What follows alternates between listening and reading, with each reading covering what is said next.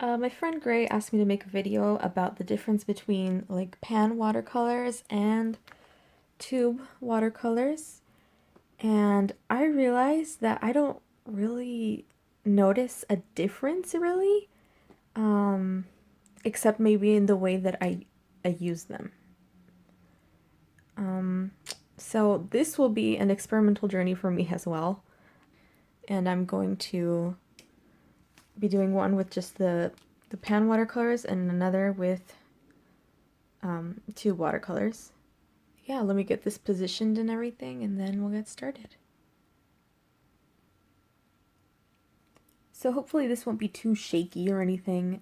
I'm just gonna do the very basic colors. Um, Hang on a sec. I'm just gonna label these. This is gonna be the pen.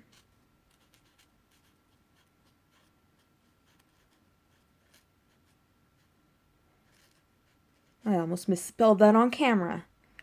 Unless I actually did. Watercolor. No, that's good. Okay. That would have been embarrassing. So I'm going to be doing very, very basic colors here just to show how I do things. Right now I'm just mixing the colors. I should probably just show you exactly what I'm doing. Right now I'm just mixing the colors. For skin tone I usually use, my brown is running out, so I've been using orange and purple and red. And I want to make her skin a little bit darker, so.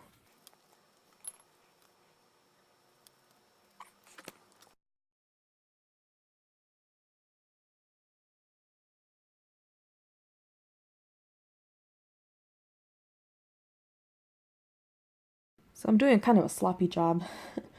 um, but again, I'm not trying to make a masterpiece here. I'm just kind of showing you guys what's up. So right now I just have a little bit of red on my paintbrush. Ooh, there's something right there. Hang on. There's a bubble. Okay. And I'll add like color to it. See what I mean? Then you do have to wait for it to dry. Is that another bubble? Really? Wait for it to dry, and it'll dry in like a really nice kind of multicolor sort of way. I don't know if I'm making sense. I don't know. I doubt myself too much. But yeah. Tube. Water. Color. I'm sure I had more watercolors than that. What happened to them? Okay, I've decided to talk a little bit before I get into this, just because it's really awkward when I'm trying to do with the camera and the paintbrush and everything. But, like, I swear I had more colors than this, but no, I do not. So, um, obviously, tube watercolors are a bit more expensive, but it should work the same just because it's the same pigments I'm working with. I'm just going to have to use cadmium red, which is kind of an orangey, cadmium yellow, and ultramarine. And hopefully I'll get a similar kind of shade. And yes, my pan, whoa, is dirty, but you know what? It works for me, okay? Sometimes you gotta embrace the dirt. Or I'm just a lazy fuck and I won't clean my stuff. I don't know. Whatever. So, orange and purple is what I do, so I'm putting a little orange right here. I'm actually going to use not just cadmium red, but also the crimson one I have. This one here. What I do with the tube ones is that I will kind of just squeeze a little tiny dollop on my pan, and then I'll use that same, if I'm going to mix some colors, I'll put them in the same kind of hole, and then I'll just take a little bit with my paintbrush and mix it kind of like I do with the pan watercolors, Like I'll dip it into each one and then, you know what I mean? Like I won't mix the actual color with no water. Like I'll get my paintbrush with water and use that. Um, the only thing that I find really good about tube watercolors is that they've lasted me forever and ever. Unlike the pan ones, for some reason. It's not that there's like more in the tube. Maybe there is. I don't know, but they just seem to last me a lot longer. Okay, so this is what I do. I'll just put them like on the edge of it, and then I'll take my paintbrush and I'll take a little bit of each and like pull it down like that.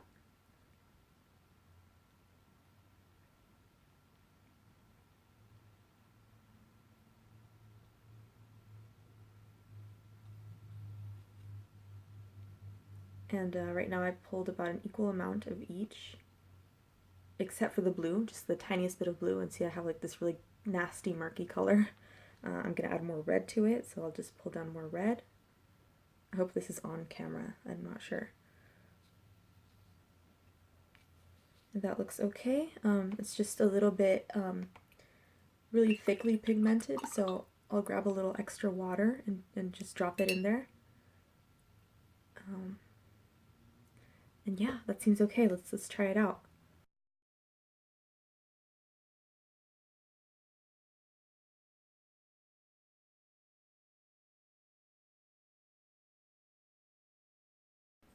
That one's still a little darker, a little bit more pigmented. If you can see, this is terrible lighting. I'm so sorry. But so far so good, right? Kind of okay. Okay, now that it's drying, I think I know where I went wrong. Not that I went wrong, I just went kind of the lazy route. I should have mixed purple and orange separately and then mix them together just to make sure that they were the same, more similar to the shade of purple and orange that I was using over here. But you know what? It looks fine to me. It's just the only thing is that I couldn't exactly replicate it.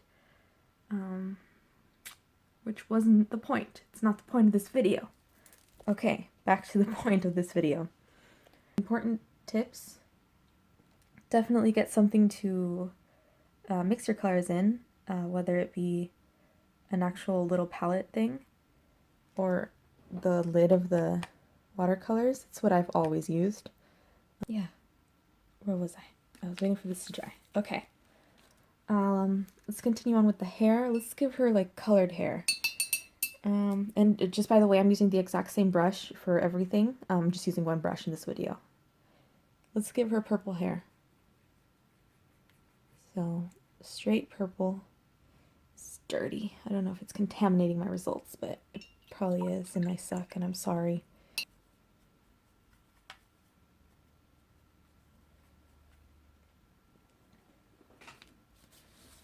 So, pan watercolor girl. You're gonna get some hair. She looks awful on camera. It's because of the lighting, but oh well, I'm so sorry.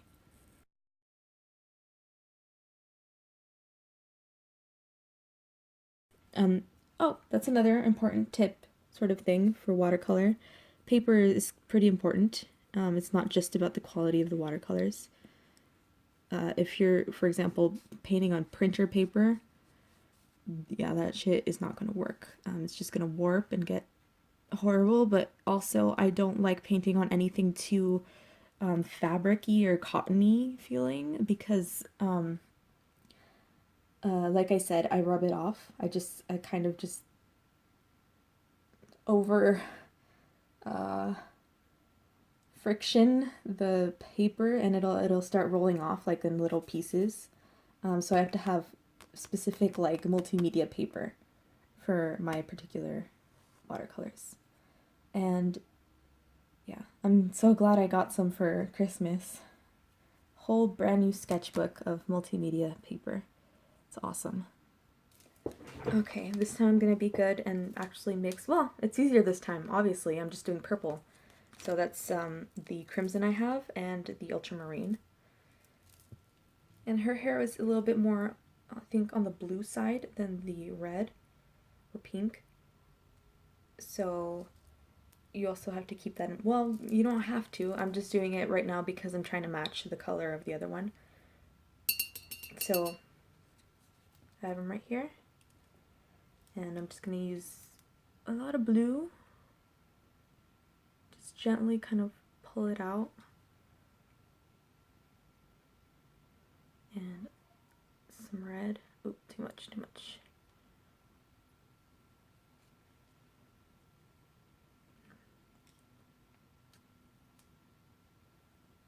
Also too much blue. No, that's actually okay.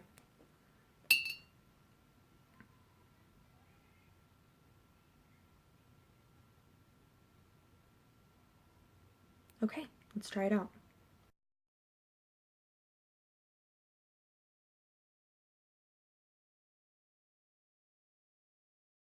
I totally forgot her arm over here. My bad. Okay, and now we wait for it to dry again. So it's pretty much dry and it looks almost the same. I'm gonna go ahead and safely say that the pan watercolors right now look a lot smoother than these two watercolors. I don't know why. Yeah, maybe it's just the texture of the two watercolors that make it look a little bit more textured. If that makes sense at all.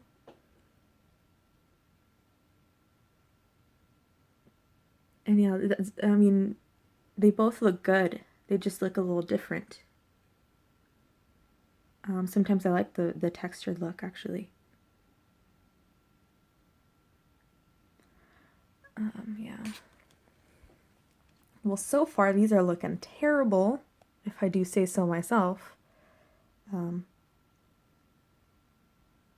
think in the end I'm just going to outline them. But okay, let's continue.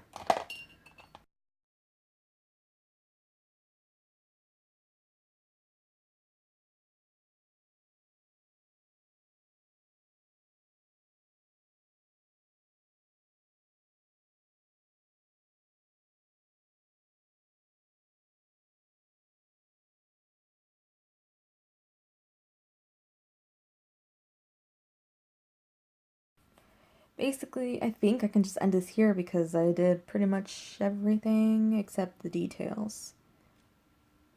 Oh, the ink completely went away there. Or not the ink, the pigment. Oh well. Okay, so final thoughts. I don't think there would be much difference between pan and tube watercolors except for the fact that yes, pan does get dirty and it turns your colors into a lot more of a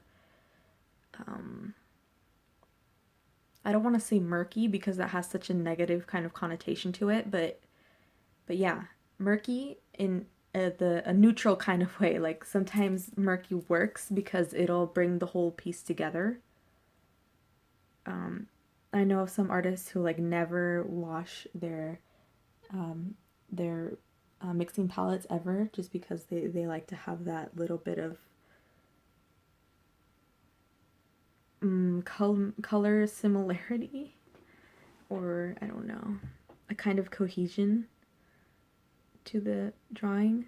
But if you're into the bright, pure colors, tube is definitely the way to go because these will not be contaminated at all.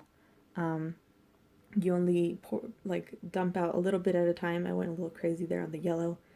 But yeah, so they'll never get all tainted like these guys right here. Again, it's a matter of preference. So that's pretty much it. And in terms of technique, it's almost the same because like I said, like I showed, I will squeeze out the little dots to the side and then individually drag them into the center.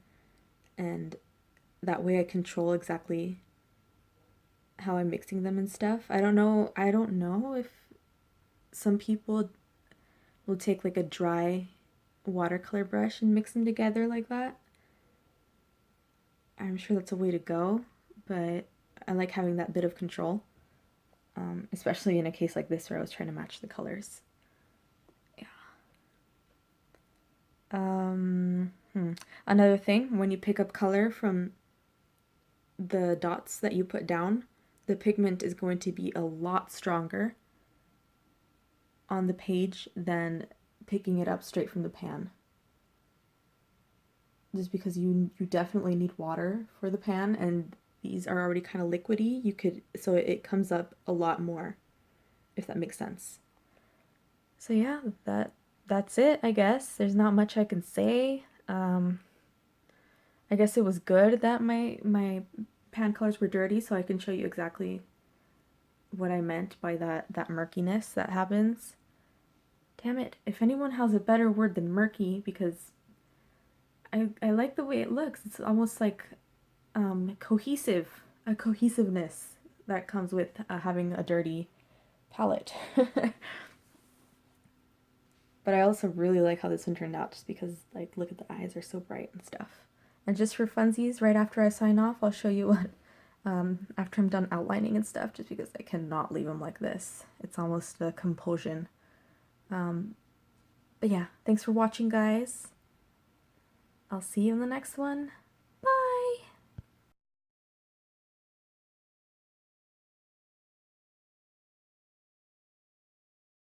I think I mentioned this already. If not, I was mentioning it in my head, and I don't know what's real and what's fantasy. I'm sorry. Some people have these really, really cool, like, porcelain or ceramic weighted fuck palettes. Thank you. Thank you, Jesus. Today is not my day, is it? I have to stop saying I'm sorry as well. I almost said I'm sorry for saying I'm sorry too much. This is my life, you guys. This is my life. Well, what I do. Excuse me.